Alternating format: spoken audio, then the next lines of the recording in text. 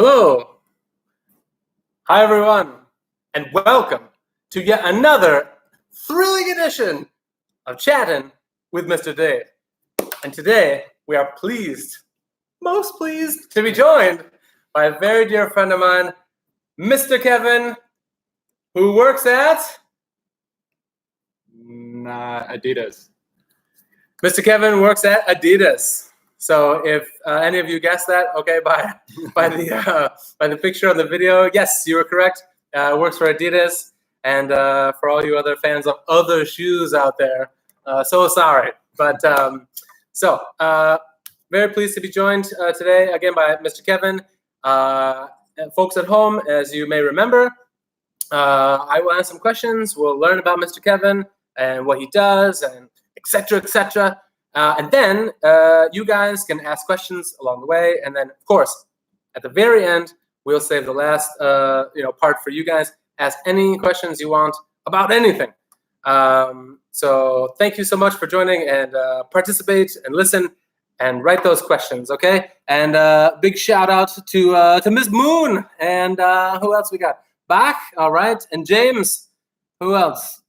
All right, Carolyn, hi. Sammy, hi. Donna, oh, okay, Donna, and anybody else? All right, yes, it is fun. All right, so here we go. So as usual, Kevin, I know you, fairly well. We've been friends for a few years now, but the folks at home don't know you at all. So maybe you could just, introduce yourself and maybe where you're from and etc., etc. Whatever you would like to share with us about yourself. Sure thing. So first of all, hello everyone. Thank you for joining, and thanks for Dave giving me the opportunity to introduce myself to you. My name is Kevin Mignano. I am from the United States. I've been in Vietnam now over 5 years. So more than 5 years. Quite a while. Let's see, I am engaged to a Vietnamese, one of my colleagues that I met at work. Ooh. Unfortunately, our marriage plans are a little bit delayed due to the current situation. So the coronavirus stopped the wedding. Well, that's what she says. Okay. Okay. So maybe having to reschedule at some point. Yes. Okay. Now you said you're from the States. Where in the States are you from? I'm from the West Coast, a state called Oregon, which sits just between Washington and California. I'm from just outside of Portland, which is Oregon's largest city. Okay. I've actually worked abroad, though, for 10 years. Ooh. For Vietnam, I worked in Hong Kong. I worked in Shanghai. Hong Kong, Shanghai. And Beijing. And Beijing. Okay. So, although I'm from Oregon, I feel like I haven't been there in quite a while. Yeah, no kidding. So yeah, kind of like a world traveler or like a global citizen, you might say? That's what I like to do. I try to educate myself, and I have a great time exploring these wonderful countries outside of the U.S. Sure. Now, 5 years in Vietnam, so you've been working with Adidas the whole time, or? I have. I've been with Adidas for about 10 years. Adidas was the company that took me to Hong Kong, actually. They asked if I would like to move over there, and I said, sure, why not? Okay, all right. So, let's maybe take it back a little bit then. What did you do before then? Like, is that your first, Adidas your first job, or like in university, maybe you got an opportunity to work for them, or can you maybe tell how you got that opportunity to work for them? Sure. So this story, I hope everyone takes something away from, because I think it's very important that you follow your dreams, you follow your passion. Follow your dreams. No, my first job out of university was not with Adidas. My first job out of university was working in the high-tech industry. Oh. The reason I took a high-tech role is I was very interested in earning money. Ooh, that's right. Got to be honest, folks. Get the money. I went for a higher paying job, but guys, I found it very, very boring, to be honest. And if you think about it, you spend a large portion of your life going to work. Yep. And to be at work every day and not fully engaged or fully interested, Right. I felt there was something missing. I love sports. I love competition. I love fashion, even though I'm not very fashionable. Okay. So far, like what I'm hearing is like, okay, following your dreams and like, okay, you're not satisfied with there's something inside you're feeling not satisfied, not happy with, and then okay, you're thinking, what do I like, right? You're thinking, I love sports, I love fashion, and that kind of led you. Exactly. That's I wouldn't say it was bad. It was a good experience, but I wasn't stimulated enough. Okay. I was looking for something much more engaging, something that I'm very excited about. Interesting. Makes me happy to wake up every morning. So I sent out, I applied to both Nike and Adidas, and I was accepted by both, and I took the Adidas one because I like easy. So. Whoa. Okay. Wow, that's amazing. So you had the opportunity to work for both Nike or Adidas. You took Adidas. That is amazing. I did not know that at all. That's fantastic. We got a fun fact coming in. It says Lionel Messi has a lifetime sponsor deal with Adidas. Talk about money. That costs us. Really? Do you happen to know how much? It's larger than the James Harden deal. For those that follow the NBA, James Harden, we pay $200 million US. So you pay James Harden $200 million, and Lionel Messi is more than that? More than that. Holy moly. That is amazing. What is James Harden? You give him $200 million? Well, not all at once, I guess. But to wear our shoes. To wear our shoes. I need a new pair of shoes. I mean, we could. I'll happily wear Adidas shoes. Oh, what do we got? What are coming in? Okay. Oh, that's an interesting question. Don't know if you know this, but it says here, how many shoes do you think Lionel Messi needs in a year? That's a good question. A good question. So in our business, we divide the shoes into two parts. One is called on pitch or on court. It's the kind of cleats that they wear during the games. Okay, so they can play the sport, yeah. Score all those goals. But then we have another kind of shoe that you can wear when you're outside. A running shoe, a Yeezy shoe, an original shoe. So it's really tough to say how much he has, but most athletes go through 2 or 3 pairs per game. So that means that they will wear the shoes until halftime or until. Oh my God! I had no idea. Do you guys know this? Athletes going through 2 or 3 pairs per game. Per game. Wow, that's incredible. Okay. Wow, I'm stunned by that. That's amazing. Okay, so they get those shoes. So it's a lot. It could be, well, like in the NBA, 82 games plus the playoffs. That's a lot of shoes, guys. What's the math? 82 times 3. I'm not very good at this. You guys know I'm bad at math. But so a lot of shoes and a lot of sponsorship deals like James Harden, Lionel Messi. Actually, I have a fun question. Have you ever got a chance to meet any of these people?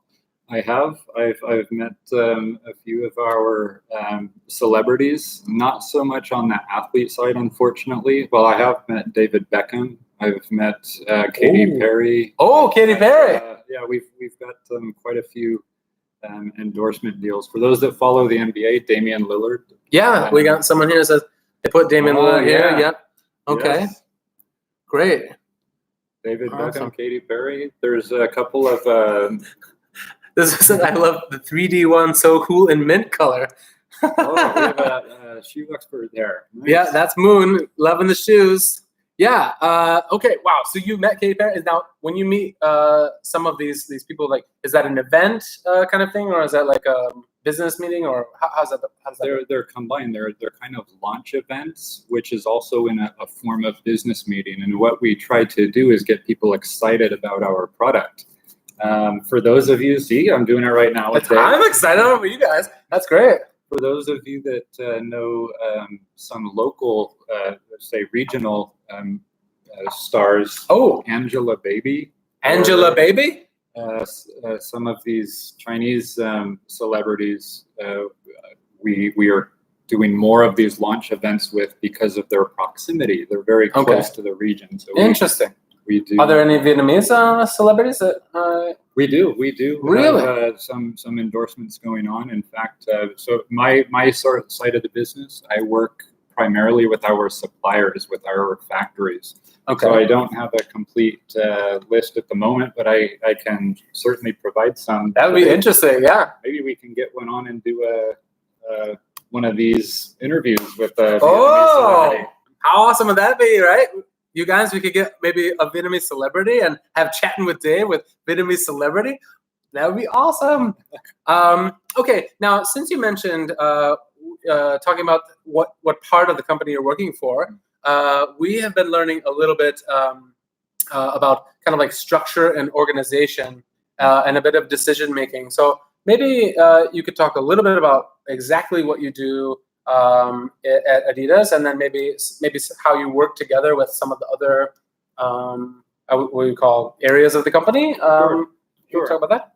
So at Adidas, we have what's called a matrix organization, and the matrix organization is just like Keanu Reeves, and yeah, similar.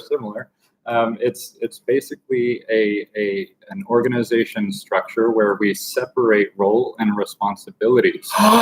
Roles and responsibilities. You heard it. I didn't ask him to say that. This is one of our key words. Nice. So with role and responsibilities, we organize them in such a way that we are balanced. We have checks and balances. Okay. It means that no one area of the business can make all of the decisions. It means I have a certain decision-making power, but I by no means can make the full decision. To give you an example, my role, I'm in charge of a function called costing. And costing is how much we pay our factories for every pair of shoes. Okay, so let me say that again. Costing. And so that is, you said, how much you pay the factory to make the shoes. To make the shoes. Huh. How much you pay the factory to make the shoes. Okay, now that's something I don't know anything about. Maybe you guys at home do. What exactly does that mean? Well, it's quite a delicate topic because, of course, we need to make sure first and foremost that we pay suppliers fairly. That's a big rule that we follow. So, coming back to the matrix organization, yes. I have another department, engineering department, and the engineering department. What they do is they look at a shoe, they look at how difficult it is to manufacture. Oh. If it's very difficult, very complicated, it's going to take longer time to make it. And therefore we pay our factories more for that complicated shoe. Wow, see, this is something else. I never thought about shoes as like, okay, one kind of shoe would be difficult to make. Wow, okay. On the volume we do every year, in Vietnam, we do over 200 million pairs of shoes. So 200 million shoes in Vietnam a year. In Vietnam a year. Holy moly! So we have to go down into the detail. Even that tissue paper that you stuff inside of the shoe, we look at that and try to determine how many individual pieces, do you need to put in there. Oh my gosh, that's a lot of details. It seems, right? It is. Wow. Okay, we've got one quick question coming in. It says, what does the engineering department do? So the engineering department, they look at the methodology for manufacturing a shoe. If you hold up a shoe and you think about all the pieces that are in that shoe, for example, in what order should you assemble? Oh. Do you start with the tongue? Do you start with the bottom? Do you start with the heel or the forefoot? It's like a sandwich. Yeah, it's like making a very complicated sandwich. Okay, interesting. All right, like a banh mi. What do you put in first? Okay, interesting. Okay. Let's see. James is asking, is making a shoe as expensive as buying an old iPhone? Okay. So yeah, I mean, I guess maybe. Do you know much about the shoe making process? Like, I mean, how's it start, or how does the money that's put into, let's say, Kanye West or some, I assume maybe could, or even James Harden, could they design their own shoe maybe? And how does that? Yeah, so generally, if you can split the shoemaking into two parts: the bottom part of the shoe, the hard part of the shoe, Okay. and then the upper part, the softer part of the shoe. The bottom part is using a molding technology. So we have a steel block, and we inject liquid into that block. And it forms. In fact, I have a shoe right there. Yeah, let's say. We're gonna get a shoe. We're gonna prop. So this is a shoe. This is the bottom of this shoe is using something called boost technology. Boost technology. I've heard of that. And what boost technology is, actually, these are small pellets, little tiny like seeds almost. Oh, really? And these seeds are injected into. So they put the. So there's like a tube that comes into a steel block, and that steel block is in the shape of this part. And we fill that shape up with these pellets. Then we heat it to a very, very, very high temperature. Make it hot. Do you know how hot? Several hundred degrees Celsius. So it's very hot, and what these pellets do is they expand and explode, kind of like popcorn. Oh, wow! And they melt together. Okay, they kind of like melt together, fuse together, right? Fuse together, and then we open the steel case, and this part will pop out. Wow! Then we have our bottom. Now, what we're looking at here in the camera, are these actually like the parts of the pellet? Would you say, or is that part of the design? That's part of the reason the boost has that shape, is because those pellets are forming together. Okay, guys. Yeah. So if you can see, I think you can see right there. Those are all those little seeds, little pellets that he's talking about, that they put in there, and then they get stuck together. So that's not just like, well, maybe you did it. Do you think you did that, make a design like that on purpose, or was that a happy accident? That was a happy accident. And in fact, that's something about design, right? A lot of our designs, a lot of our best-selling shoes were not planned for. We found these designs by experimenting. Experimenting. Okay. Now we're getting back. Some people are asking again about the money. I mean, do you have an idea, like example, like when you design a new shoe, is there a rough estimate? Could it be, what kind of money are we talking about to make a new shoe? So to produce the shoe, it varies widely. We have everything from a shoe that cost a couple $100 US for one pair to make. Wow.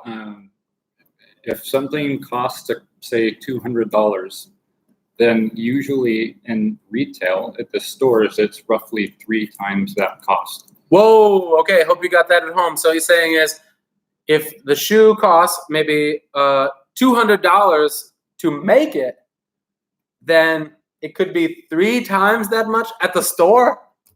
Ah! Wow. And what shoe what shoes are your most expensive shoes then? Would they be the...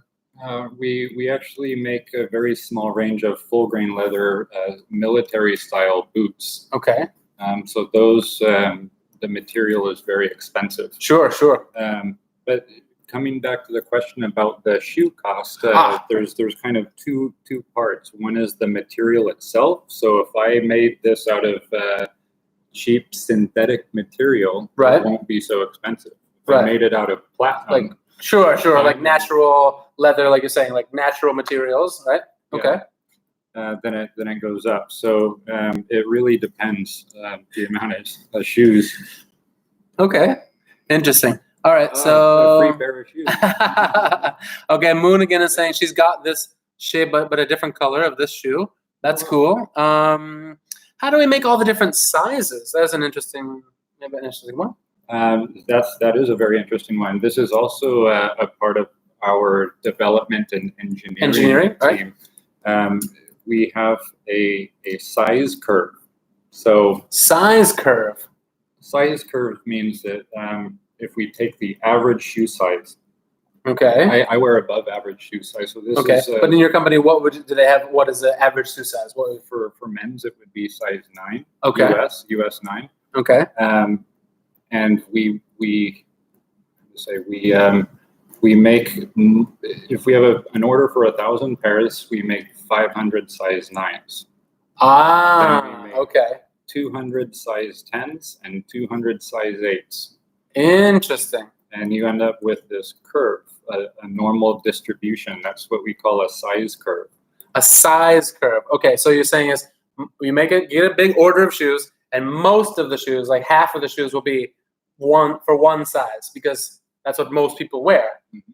And then you get some shoes a little bit smaller than that, and some shoes a little bigger than that. That's exactly right. All right, that's okay. But what about for example, I have huge, stupid Shrek feet. Like what about those? Like what about big, like 12 or 13, big, That's a constant challenge actually, because if we don't have the right size in a store, then we don't sell.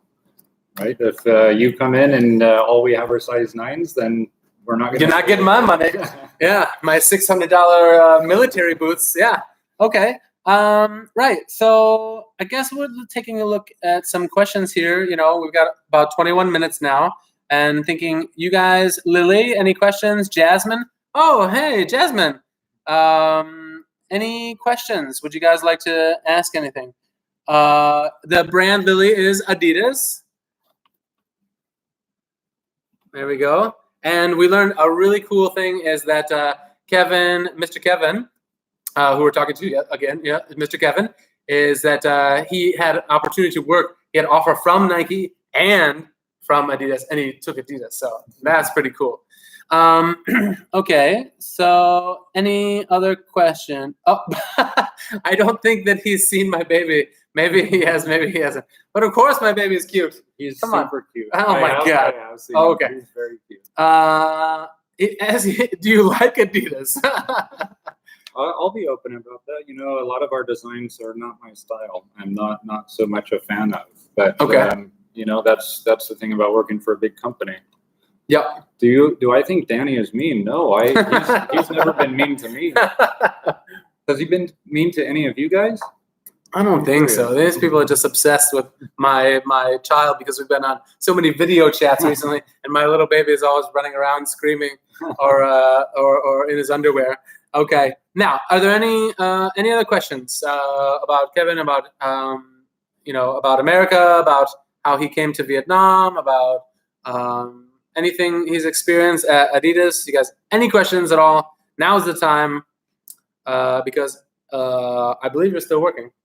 I am. So he's a busy guy, and he's actually been telling me that you've been working with Microsoft Team, right? Microsoft Teams. So this virus, of course, is having an impact on us, just like it is you guys. How did I come to Vietnam? So in Vietnam, we started to increase our business here. We used to have only one factory. Now we have more than 17 factories here. So how long ago was that? You had one factory? Oh gosh, this maybe 15 years ago. So in 15 years ago, you only had one factory, and now today you have 17 factories. So they're spread out, some in Dong Nai, some in Bình Nhưỡng. Okay, Bình Nhưỡng, Dong Nai, yep. Okay. Can Tha. Interesting. Okay. Give me new shoes. I have. You guys should see my shoe collection. I have too many shoes. Actually. Ooh. Okay. Maybe we get a photo of that later. I'll show you guys. Any other questions? Any shoe questions? Any other? Yeah, he went from America to Hong Kong. So I moved to Hong Kong first with Adidas. Okay, now, maybe we're asking is, did they just say, okay, you're hired. Yes, Kevin, we hire you at Adidas. Now, please move to Hong Kong. No, it's a little.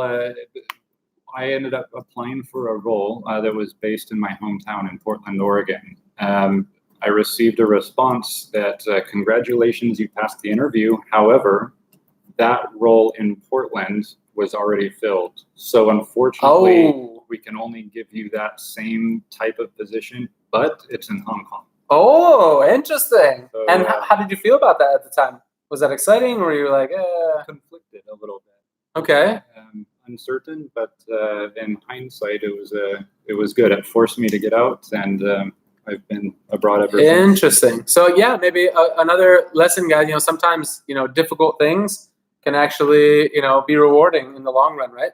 Obviously, staying home, right? Safe, cool, first choice, right? Oh, I want to stay home. I know all my friends, my people, my family, and then, well, you have to maybe step outside that sometimes and be adventurous, take a challenge, and look where we are now. Okay, any other questions before we wrap up here? Was it hard to attend Adidas? What do you mean attend? Yeah, hard to join, maybe. I mean, Adidas is a competitive business. We receive a lot of applications per day, but we're growing, and we're always looking to hire people that are excited. So, and it's not just like shoot. I mean, like if you want to work for Adidas, a big company, and you're saying as you're in costing, thinking about that's kind of, I guess, would be like thinking of numbers and math, I guess, and things like that. So there's many jobs. You don't have to just be like, I want to design shoes. You can do almost anything at Adidas, I guess, right? There's a lot of different roles. We have a department that's in charge of creativity, so just creative direction. Guys, think about that. There's a department of creativity at Adidas. And their business, you know what their business jobs are? Their business jobs are to go get inspiration. So when they need to take a business trip, it's, well, where in the world should I go to hang out for a little bit and just get inspired? No way. Guys, I don't know if you just heard that, but he's telling me and you that there are jobs at Adidas where you just go and then they're like, oh, where do I want to go to feel like have a good time and have fun? You get paid to travel and have fun and get inspired and be creative. That's right. Wow. Unfortunately, I'm not the most creative otherwise. Okay. Are there any other interesting kind of jobs like that at Adidas? I mean, we have a sports marketing group where you're basically marketing. Okay. A sports agent. So you are with Lionel Messi. You are attending every game. You're carrying his shoes, taking them off his feet when there's something wrong with them. Oh, maybe make notes and tell people like this, make changes in this and this. Interesting. Yeah. The design process for those new shoes take up to 2 years. So now we're working with Lionel Messi on the year 2022 football shoe. So someone has to work with him and ask him if he likes the design. So wait, you're telling me you don't just be like, I want to make a new shoe and boop, it's done in 5 minutes? As much as I wish that was the case, it's quite a long time. 2 years to make a shoe. Yeah. That's incredible. Okay, we're wrapping up here, guys. It's almost finished. He's got to go back to work. Are there any other final questions coming in? We see Jolie. We see Cherry. Oh, Cherry, hi. I feel okay. Huang is saying that he feels Adidas shoes are lighter than Nike shoes. Any response to that, or? It depends on which shoe. I know that Nike actually, although they're a competitor, I have to give them a lot of respect. They have a shoe that's so light it was banned from marathons. Oh, the marathon, like the running, how many kilometers there? The big races running? They banned the shoe? Yes, professional runners are forbidden to wear this Nike shoe because it is too light. Then they say it's unfair for competition. Oh my God. Okay. Well, that's very interesting. Okay. Now, is there anything else? We want to wrap up. Any final thoughts? Anything? We're waiting on you. Jerry, Jolie, Lily? Remember, of course, you can always go back and watch this later if you missed anything. Which country or which place have you liked the most during your time overseas? Liked the most. I have to say each area I've worked in has of course pro and con. I have to say I'm very much fond of Vietnam. In fact, that's the reason I've spent the most time here. I've been, as I said, 5 years already in Vietnam, whereas my other positions I've stayed roughly 3 years. So okay. All right. Something's keeping me here. All right, guys. Another Vietnam lover. Yeah. Okay. Well, guys, we're going to wrap this up and say thank you so much. Thank you so much for joining us today. And it was such a pleasure to learn about you, Kevin. So let's give a warm round of applause and thanks, Mr. Kevin. Woo! Okay, thank you guys. And remember, next Wednesday, we'll have a brand new guest on Chattin' with Mr. Dave. Bye-bye and have a great weekend.